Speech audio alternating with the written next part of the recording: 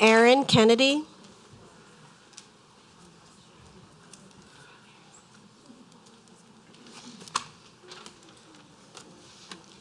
Good evening, my name is Erin Kennedy. In October, I spoke in defense of the picture books listed in tonight's meeting, and I am surprised that we needed to have another conversation regarding them.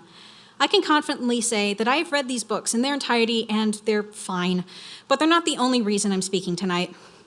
I'm disturbed at the terms used in this conversation. Selecting informative books like I Am Jazz and My Rainbow, books describing what it's like for these families to care for a transgender child, and comparing them to grooming, a term used to describe a specific brand of sexual abuse, sickens me. Claiming that transgender individuals, drag performers, all queer people are preying on children is a repeat of the homophobic rhetoric from the 1950s and 60s, and I am disappointed that we haven't learned from our nation's past.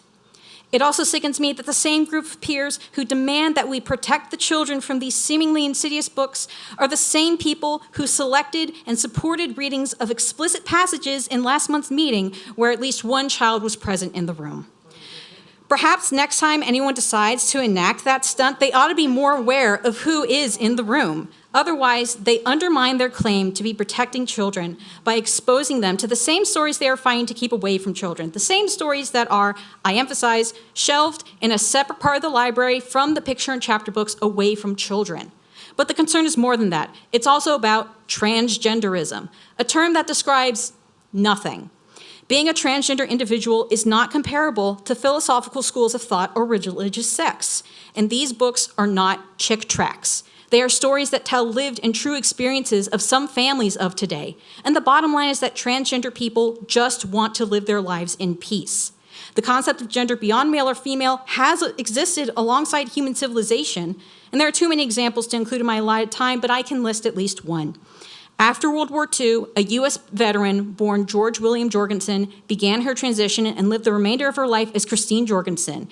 She was a notable pioneer of gender-affirming surgery and described the outcome of her experience thusly.